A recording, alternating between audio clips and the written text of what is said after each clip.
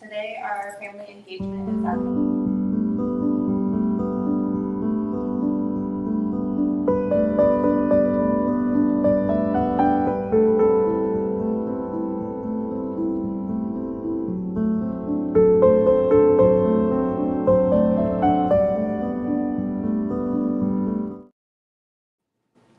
Hi everyone, today our family engagement is on Adolescent Guide to Conflict Resolution and Problem Solving.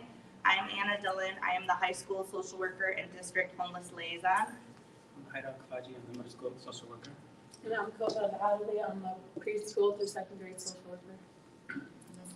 This is our agenda for today. We have a lot of different areas that fall under the umbrella of conflict. First, we're going to start off with understanding conflict in adolescence. Then we're going to go through healthy versus unhealthy friendships, conflict in digital and social media, key skills for conflict resolution, building motivation and why it's important for conflict resolution, strategies for parents, and then some internal and external supports, and then resources, and then we'll do questions at the end. Are we translating? No. Today our purpose is what is conflict resolution? Conflict resolution is a way for two or more parties to find a peaceful solution to a disagreement amongst them. Conflict is something that comes up in everyday life. There's a lot of different areas that conflict may arise, whether it's personal matters, finances, politics, or just being emotional about something. So conflict resolution is important because it allows both parties to come up with to end the dispute and to come up with an agreement that is a win-win solution for everyone. Understanding conflict in adolescence. So as adolescents, they may encounter moments of conflict with individuals such as their peers, their siblings, their parents, people within their community. So it's very important for them to understand and learn ways to healthy respond to these conflict situations. So this is going to help them to avoid escalation and not make matters worse and be able to communicate in respectful ways to help get those win-win situations. Adolescence is also a time of growth, independence, and emotional development. So this is a key time for these skills to be really utilized. There's a lot of different areas that adolescents may experience conflict, including peer pressure, family dynamics, stress from school.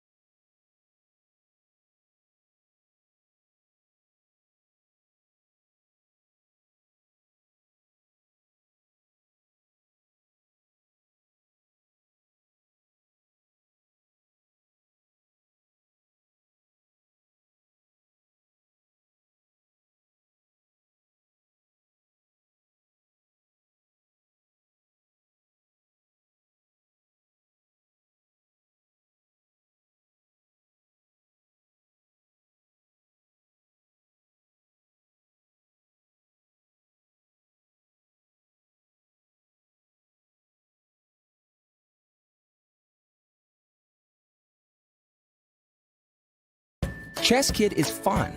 Chess is great for the brain, but it's also fun to play. And Chess Kid makes it easy to have fun. Whether your child is a total beginner or a prodigy, they can hop on and find a well-matched opponent from around the world at any time. Chess Kid is the safe, parent-approved way for your child to play chess online. Chess Kid is educational. To kids, it feels just like playing, but chess is a great way to learn patience, strategy, and critical thinking. Chess Kid features a comprehensive training program that guides kids to level up on their way to mastery. This curriculum is designed to work with Common Core standards and global educational guidelines. There are more than 50,000 chess puzzles and a whole library of entertaining videos that teach strategies, tactics, openings, and endgames specifically for kids. Chess Kid is easy. Whether you're a parent helping your child, a coach managing dozens of kids, or a school of hundreds, Chess Kid helps you organize your students and monitor their progress. Each child receives a weekly report card that shows how many lessons, puzzles, and games were completed. So I'm just going to restart this one over. Like I was saying, healthy versus unhealthy friendships, it's really important to identify those and talk about those type of friendships with your teens. So that way they can choose friendships that are going to help them and motivate them and lift them up rather than bring them down. So signs of a healthy friendship, they respect your boundaries and opinions. So if you tell them to stop doing something, they respect that and stop and they don't keep doing it. Support your goals and success. They're there to lift you up, motivate you, encourage you. Disagree without being mean or rude. So like I said, we're not gonna all agree on everything, but let's disagree in ways that's not rude or disrespectful. Take responsibility and apologize. Everybody makes mistakes. It's okay. Like talk about it, talk it through, take responsibility and learn from that mistake, you know? And then make you feel safe and accepted. These are people that you feel comfortable around. You don't feel anxious, you don't feel pressured. Whereas red flags for an unhealthy friend is they pressure you to do things that you don't want to do. So that's that peer pressure. They make you feel like you have to do something to be their friend. That's not a good sign. Maybe they use silent treatment, jealousy, manipulation as tactics to make you do things, which is not good. Tries to bring you down. So maybe they talk about you, even if they're saying, oh, it's just a joke, but they keep doing it and you set that boundary and say, I don't like that, and they keep doing that, that's not a good friend. Makes you feel guilty for setting those boundaries. So they're like, oh, why are you doing that? You have the right to set those boundaries, right? They shouldn't keep doing those things to you. And then only when it benefits them. So maybe they only come around when it's something that brings something positive for them. Maybe they get to pick everything that you do in the friendship group and then it only benefits their agenda. So let's relate this to conflict resolution. So healthy friendships, you're going to be able to communicate more and you're going to be able to have those conflicts less often. Whereas unhealthy friendships, those conflicts are going to rise more often and it's going to cause more issues.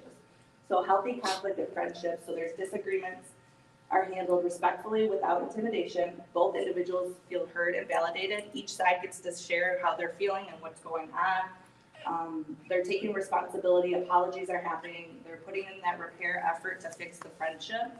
Personal boundaries are acknowledged and respected, and the relationship stays supportive and emotionally safe. So it keeps continuing to be positive. Whereas unhealthy conflict in friendships, maybe there's that ongoing drama, there's the gossip, exclusion, humiliation. Maybe there's that power imbalance, they're always in control, they're pressuring you to do things. There's fear of expressing your thoughts, needs, or boundaries. So if you feel uncomfortable setting those boundaries, that might be a sign that this friendship is not healthy. Repeated conflict, so you keep having the same conflict over and over again and they're not respecting you, and there's no resolution, that might be a sign that you need to step away from that friendship. The relationship contributes to stress, anxiety, or reduced self-esteem. If they're bringing you down, you're feeling bad about yourself, that's not a good friendship. So how can parents support? I think it's really important to maintain that open, non-judgmental communication with your children and just talking about friendships, what healthy friendships look like, modeling with your own friendships, reinforce assertive communication. So assertive is just being, you're standing up for your rights, but you're doing it in a respectful way. You're not being rude or disrespectful, but you're saying what you need and want, and making sure those boundaries are set, so that way it could be a healthy friendship. Help them identify the early warning signs of unhealthy dynamics. So if you start noticing these unhealthy dynamics, help them to see well, maybe that's not the best situation for you because it keeps happening over and over again. How does that make you feel? Provide guidance and intervene when conflict escalates to bullying or emotional harm. You as the parent have every right to step in and say, hey, this is not being handled within the friendship group. I'm going to take my matters into my own hands and maybe reach out to the school or reach out to, if it's within the family, just to resolve those issues to make sure that nothing goes further. So now we're going to talk about conflict in digital and social media. This is something we've seen a lot happening. There's a lot of different ways that conflict can arise. So one way is cyberbullying. So this looks like hurtful messages, rumors, exclusion, public embarrassment online. So ways that we can try to reduce this is, continue those conversations. Talk about online behavior. Make sure we're monitoring and make sure our kids are not on either websites or apps that are not geared towards their age. Teaching them how to block or report or have those privacy settings met so they're not talking to people that they don't know. Making sure that you're following your team's account, review their friend list, check in with the messages and make sure you're talking to your teen about these things. Then there's cancel culture or public call-outs. So this looks like students being publicly criticized, excluded, or pressured online for posts or comments. Same thing, talk to your kids about their digital footprints. What you put online stays online. People can screenshot it. They can take it very quickly before you take it off. So make sure whatever you're putting out there is something positive and not anything negative, because they can follow you all the way, maybe even to college applications. They might see that this was something that was big and posted and they won't accept you. Encourage empathy and thinking before we post. So always think, just like you think before you speak, think before you post online. Help teens understand that mistakes happen. We do make mistakes, we learn from it, we grow from it. And then periodically review their posts, privacy settings, have those communication and talk about it periodically, and try to really instill in them what are positive ways to use online tools versus it resulting in conflict. Misinformation and rumors. So what does it look like? So false stories, rumors spreading quickly about different things. Again, teach your teens to fact check. Is this true? Should we post this? Is this kind? Is it necessary? Discuss how quickly rumors can harm somebody. How would you feel if there was a rumor about you that got online? How would this make you feel? So again, having that communication, talking with them regularly about, what's going on. Privacy violations, what it looks like. So share screenshots, private messages, photos, or personal information without your permission. So again, reminding your teens, if you don't want it shared publicly, don't send it to somebody. Even if you think they're your best friend, don't send anything that you wouldn't want posted. Review privacy settings together so that you can make sure that they're not talking to people that they don't know. Encourage strong passwords and not sharing accounts. Even if it's your best friend, do not share your password. We've had many issues where friends have gotten passwords and then they pretend they're posting as that person, right? So then it gets both of you guys in trouble. So it's not a good situation, and it's something that you shouldn't be sharing.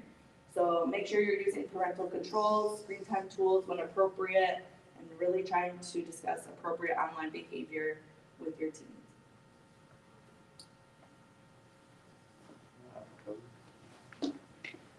All right, key skills for conflict resolution. Adolescents face conflicts in various areas of life, friendship, family, schools, and social settings. Developing conflict resolution skills helps navigate disagreements constructively. Here are some key skills for adolescents conflict resolutions. Self-awareness, effective communication, empathy, problem solving, negotiation, and compromise. Conflict, de-escalation strategies. Self-awareness helps adolescents understand their emotions, triggers, and reactions. By being aware of their thoughts and behaviors, they can handle conflicts more effectively and maintain healthier relationships. Recognizing emotions, how does this situation make me feel? Asking themselves, why am I feeling this way?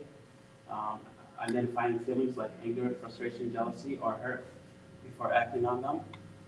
Understanding how emotions influence their reactions. Identifying personal triggers, knowing what situation or words make them mad, upset, recognizing past experience that may influence their reactions, managing emotions, taking deep breaths, counting to 10, or walking away if needed. Effective communication, positive communication plays a crucial role in resolving conflicts, especially for adolescents who are learning to navigate relationships, emotions, and disagreements. The way they express themselves can either escalate or de-escalate a conflict. Using clear, respectful, and constructive communication helps foster understanding, build strong relationships, and find peaceful solutions. Active listening, paying attention, full attention, nodding, and paraphrasing what others say. Stay calm and be respectful. Focus on the problem rather than the person. Take turns talking it out, avoiding passive aggressiveness, navigate body language, being sarcastic or eye rolling or crossing your arms. Effective communication continued using I statements. For example, I feel emotion when the situation and because the reason, and I would appreciate it if there's a solution. For example, with your friends, I feel hurt. That means that's the emotion, and then when I'm left out, that's the plans because that's the situation, the reason because I value our friendship, and then the solution. I appreciate if you would continue communicating more about group hangouts.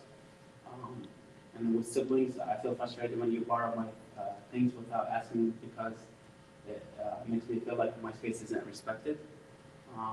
Please ask me next time.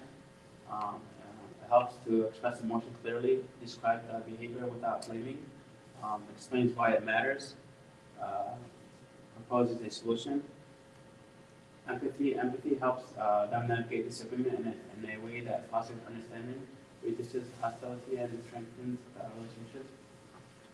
Developing empathy at this stage lays the foundation for healthier communication, emotional intelligence, and problem-solving abilities.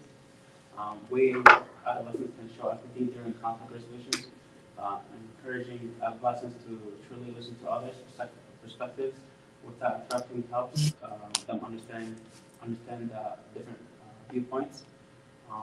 Teaching teens to put themselves in someone else's shoes allows them to see how their reactions affect others. Understanding body language and tone of voice can help interpret unspoken feelings. Using I statements, I feel hurt, instead of blaming, you always reduce defensiveness. Encouraging adolescents to seek win-win solutions helps resolve conflicts in a fair way. Problem solving, compromise, and negotiations. Teaching adolescents problem solving skills is essential for resolving conflicts in a constructive and respectful manner. These help them manage disagreements, reduce stress, and maintain healthy relationships. Identifying the problem clearly, teaching teens to define the root cause of the conflict, prevents miscommunication and confusion. Brainstorming the possible solution instead of reacting impulsively, teens should be encouraged to generate multiple solutions to the issue. Considering consequences, evaluating the potential impact of each solution helps in making a thoughtful decision. Compromise and negotiation, finding a middle ground where both sides feel heard and respected is a key fair resolution. Seeking help when necessary, knowing when to involve a trusted adult, mediator, or counselor can help in handling complex conflicts. Following through on an agreement, sticking together upon solutions builds trust and prevents recurrent conflicts. Conflict de-escalation strategies. Conflict de-escalation is the process of claiming tense situations that prevents conflicts from escalating into arguments or fights. Adolescents who develop de-escalation skills can manage disputes more effectively, leading to healthier relationships to reduce stress. Stay calm and breathe, taking deep breaths. Keeping a steady tone helps prevent emotion from taking control. Use a neutral and respectful tone. Speaking softly, avoiding aggressive language helps diffuse tension. Take a break if needed. Stepping away from the solution to cool down prevents impulsive reactions. Listen actively without interrupting. Giving the other person a chance to express themselves shows respect and promotes understanding. Conflict de-escalation strategies continued. Use I statements instead of blaming, saying I feel frustrated when instead of you always do this, and this. Prevents defensiveness. Maintain open and non-threatening body language. Avoid crossing your arms, rolling your eyes, or clenching your fist, as these can escalate into conflicts. Acknowledge the other person's feelings, show empathy. I understand that you are upset, helps the other person feel heard. Find common ground. Looking for shared interests or goals can shift the focus from the conflict to a solution. Offer solutions, not ultimatums. Working together to find a resolution rather than demanding specific outcomes encourages cooperation. So to continue, building motivation and why it matters for conflict resolution. So this time of year can be very draining, and when you're drained, it's hard to find motivation. And motivation doesn't just show up. You must build it with small intentional habits. And when your motivation is strong, your patience and your conflict skills are stronger too. The first thing you should do to build motivation is set meaningful goals. You could pick one short-term goal, a goal within the next few weeks. Pick one summer goal. It could be a job, a trip, a skill, or personal growth. Pick one future goal, a goal within the next year or beyond. And you could write down your goal, your why behind each goal, and clear goals give your effort direction. The second thing you could do is strengthen your mindset. And by doing this, you could focus on one assignment, one conversation, and one day at a time, instead of thinking like what's going to happen in 6 months. You focus on now and take it day by day. Think positively. You could say things like, I got this, I'll try my best, now ask for help. Track progress visually. You can use a checklist, a planner, and a habit tracker. And celebrate small improvements. Progress builds confidence, and confidence builds motivation. The third thing would be to protect your energy. To protect your energy, it's important to get enough sleep, take short-term movement breaks, limit distractions, especially social media, during work time, spend time with people who lift you up. Motivation is easier when your body and your brain feel balanced, and ask for help when you need it. And the fourth thing for building motivation is to create something to look forward to. This could be a summer activity, you could start a countdown, try a 30-day challenge, or set a reward for finishing strong. Anticipation and something to look forward to fuels the effort. So you might be wondering, what does motivation have to do with conflict resolution? So when your motivation is low, your patience is lower, your reactions are quicker, and small problems feel bigger. And when your motivation is strong, you pause before reacting, you think through choices, you communicate more clearly, and you handle disagreements more maturely. Okay, these are some strategies that can help with your children to resolve conflict. So as adolescents navigate conflicts with peers, family members, or authority figures, parents play a crucial role in guiding them towards healthy resolution strategies.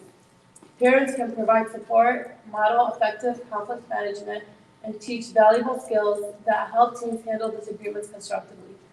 So the first strategy is to model healthy conflict resolution.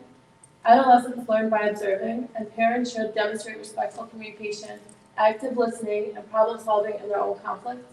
If you're resolving a conflict and you guys are yelling over each other, that's what you're modeling for your kids. So that's what they're going to see, and that's how they're going to resolve their conflicts.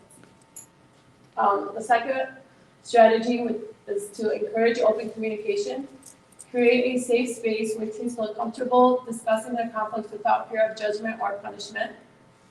We always want our children to come to us if they have a conflict and not be like scared or feel like they're being judged. Teach emotional regulation. Help teens recognize and manage their emotions before responding in heated situations. Encourage deep breathing, mindfulness, or taking a break when emotions run high. Another strategy is to promote active listening. Teach adolescents to listen without interrupting and to acknowledge the other person's perspective before responding. Some more strategies. Help them identify the root of the conflict. Guide teens in analyzing the true cause of the disagreement instead of reacting to surface level issues. Encourage problem solving and compromise. Ask open-ended questions to help them think critically about solutions instead of simply telling them what to do. Teach respectful communication. Encourage the use of I statements. I feel frustrated when, instead of blaming or name calling. Help them set boundaries. Teach teens to assert themselves respectfully and to recognize when they need to step away from toxic or unproductive conflict. Encourage a positive perspective on conflict. Teach that conflict is a normal part of life, and when handled well, can lead to growth and stronger relationships. And know when to step in. While allowing teens to resolve conflicts independently is important, intervene if the situation becomes harmful, involves bullying, or threatens their well-being. So some external and internal supports. Adolescents need a combination of internal supports, which include personal, skill, and family support, and external, which includes community and school resources. The external and internal supports, they need these to navigate conflicts effectively. These supports help them develop problem-solving skills, emotional regulation, and positive relationships. For internal supports, entrance words for conflict resolution. So for family support, this includes the parents, the guardians, siblings, all these people provide guidance. They provide a safe space to talk and model healthy conflict resolution. For parental guidance, providing a supportive, non-judgmental environment to discuss conflicts and strategies. You can have like family meetings, setting aside time for open discussions about challenges and solutions. And sibling meditation, teaching siblings how to resolve disagreements fairly and without aggression. For school support, it includes teachers, principals, social workers, dean of students, school counselors, and they could offer meditation, guidance, and emotional support for students facing conflict. For community support, that plays a vital role in helping adolescents develop conflict resolution skills. These resources provide guidance, meditation, and safe environments for resolving disputes constructively. Youth, mentors, and coaches, role models, such as mentors, coaches, and youth group leaders, can provide conflict resolution, advice, and support. Community centers and after-school programs, safe spaces where teens can build relationships and learn positive conflict management. Counseling and therapy services, professional mental health support for adolescents struggling with anger, emotional regulation, and recurrent conflict, and religious or cultural leaders, trusted community figures who can provide moral guidance and conflict mediation. So these are some resources for conflict resolution. And questions? Any questions? في حدا عنده أي سؤال؟ اوكي، نحن شو كنا عم نحكي عن الأدolescent، الأدolescent شو هدول؟ يعني سن المراهقة. سن المراهقة. ميدل سكول أهم شيء. So, yeah. بيحكوا أكثر مع الميدل سكول بالنسبة للتنمر بين بعض. Okay, so she's addressing for middle school students. If you can do like more sessions with them about the bullying that happen from time to time. If you can do like a group or We like. just did one for character leads where they went into the 8th grade, but we can do more of those where we did like ways to cope with anger and healthy ways to, when you are angry, what to do instead of like hurting other people's feelings, that you would, try to calm down, take a deep breath, talk it out, get a trusted adult. But Mr. Askabajin, you also want to maybe do some additional bullying sessions. Yeah, I can go up to classrooms and do sessions with the classes and talk to the middle school students about bullying. Any other questions, parents? Okay, Thank you so much. thank you so much. Thank you. Appreciate it. Have a good day. Thank you. All right.